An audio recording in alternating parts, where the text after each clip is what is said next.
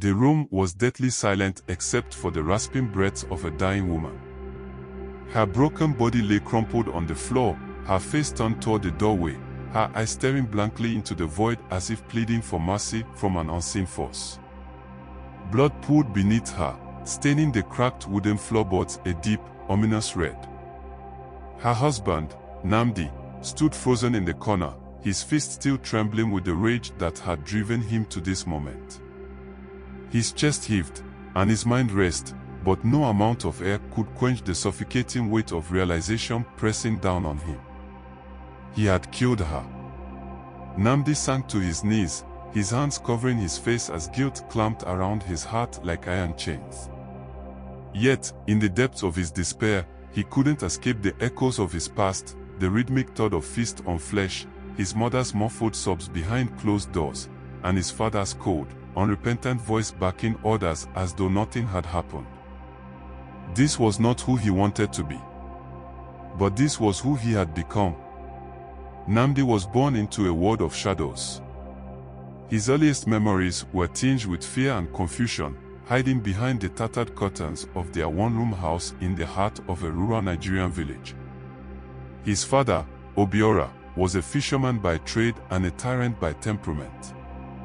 He ruled the household with an iron fist, his temper as unpredictable as the tides. Nnamdi often watched his mother, Adama, shuffle about the house with bruises she couldn't explain and a sadness she couldn't hide. She was a quiet woman, her voice drowned by years of submission. But to Nnamdi, she was the pillar of his small world, a world that trembled every time his father's heavy footsteps echoed through the door. One night, Nnamdi's world shattered. He was 6 years old, barely old enough to understand the depth of human cruelty, yet old enough to feel the cold sting of helplessness. He woke to the sound of shouting, his father's voice booming like thunder. He crept to the doorway, peeking through the gap, and saw his mother on her knees, shielding her face as Obiora's fist rained down on her. Nnamdi wanted to scream, to run to his mother's aid, but fear rooted him in place. He could only watch, tears streaming down his face, as the woman who gave him life was reduced to a figure of pain and despair. Men must be strong, his father often said, his voice laced with bitterness.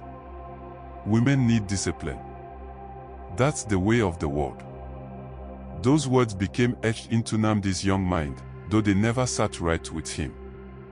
He loved his mother fiercely, but as he grew older, the lines between love and control blurred, twisted by the legacy his father left behind. Nnamdi's childhood was a patchwork of fleeting joys and enduring pain.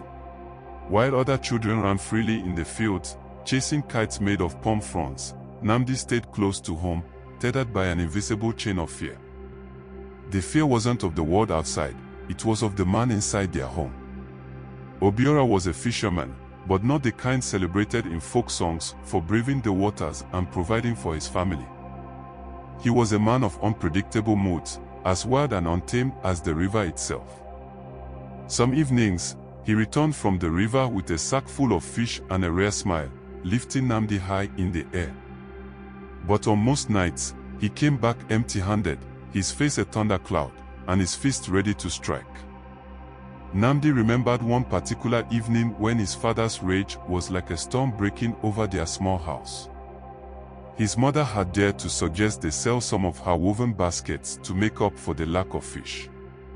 Obiora's face twisted in anger, and before Nnamdi could blink, his father's hand had lashed out, knocking Adama to the floor. Your place is to obey, not to question. Obiora roared. Nnamdi's heart raced as he crouched behind the wooden chair in the corner, too scared to move, too scared to cry. Adama didn't scream. She never screamed. She simply picked herself up, wiped the blood from her lip, and continued preparing the evening meal. The next morning, she smiled as she served Nnamdi his portion of yam and soup, her swollen cheek hidden beneath a headscarf. Eat, my son, she said softly, as if the bruises didn't exist. But they did exist, and they etched themselves into Nnamdi's memory like scars. Years later, when Nnamdi met Awil, it felt like a second chance at life. She was a village school teacher, with a laugh that could light up a room and a resilience that reminded him of his mother. Their courtship was a whirlwind of stolen glances and whispered promises under the moonlight. Nnamdi loved the way Awil listened when he spoke, her eyes wide with admiration. She believed in him, in the man he could be, and for a time, he believed in himself too. But marriage, as Nnamdi would learn, was not the sanctuary he had imagined. The pressures of daily life, the demands of the farm, the expectations of the community, and the unspoken fears he carried from his childhood began to chip away at the foundation of their love. It started with small arguments. Awil would ask why he was late, and Nnamdi would snap back, his voice sharper than intended. He hated himself for it, but the anger felt like a familiar friend, a shadow he couldn't shake. One evening, after a dinner, the sound grated on his nerves in a way he couldn't explain. When he noticed the soup pot was nearly empty, he exploded. "Is this all you made? What have you been doing all day?" he shouted. Awil froze, her smile faltering. I didn't realize you'd be so hungry." "I can." "Don't bother," Nnamdi snapped, slamming the door behind him as he stormed out. That night, as he lay alone in the fields, staring up at the stars, he felt the weight of his actions pressing down on him. He thought of his father, of the countless nights his mother had cried herself to sleep. "I am not him," Nnamdi whispered to the darkness. "I will never be him." But the cycle had already begun. As the years passed, the cracks in their marriage widened. Awil's once bright eyes grew dull, and her laughter became rare. She tried to reach Nnamdi, to remind him of the man she had fallen in love with, but her efforts were met with silence or scorn. One day, after a particularly heated argument, Nnamdi struck her. The moment his hand made contact with her face, time seemed to freeze. Awil's shocked expression mirrored the horror in Nnamdi's heart. He fell to his knees, sobbing. "I'm sorry, I didn't mean to." Awil forgave him, but the unspoken tension between them grew heavier with each passing day. Each time, he promised himself it would be the last. He would hold Awil in his arms, whisper apologies through tears, and vow to change. She forgave him because she loved him. And he believed her love would save him. The night it happened was like any other. The heat of the Nigerian sun had long since faded, replaced by the cool embrace of evening. Nnamdi had returned from the fields, his body aching and his temper frayed. Awil greeted him with a smile, but her gentle touch only seemed to ignite the fire within him. The argument started over something trivial, dinner not being ready, a misplaced item, but it quickly escalated. Nnamdi's voice rose, his anger spilling over like a dam breaking under pressure. Awil tried to calm him, her own voice trembling, but her words only fueled his rage. And then, it happened. He slapped her and gave her a blow too hard. Awil crumpled to the floor, her body unnaturally still. Nnamdi stood over her, his chest heaving, the reality of what he had done crashing down on him like a tidal wave. He screamed her name, shaking her lifeless body, but there was no response. No warmth in her skin, no light in her eyes.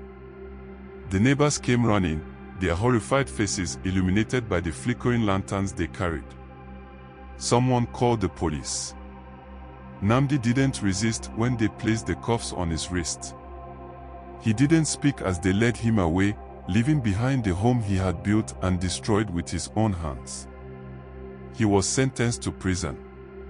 And in prison, Nnamdi had nothing but time to think, to reflect, to regret. The walls of his cell were silent witnesses to his torment, their cold stone a constant reminder of the life he had taken.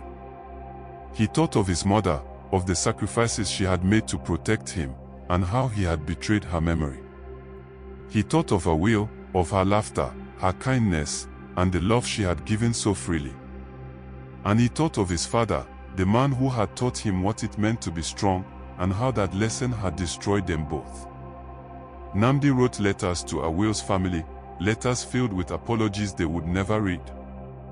He prayed to a God he wasn't sure would listen. And every night, he dreamed of Awil, her face unmarked by pain, her voice calling out to him from a place he could never reach. He would live the rest of his life in that cell, a prisoner not just of stone and steel, but of his own guilt.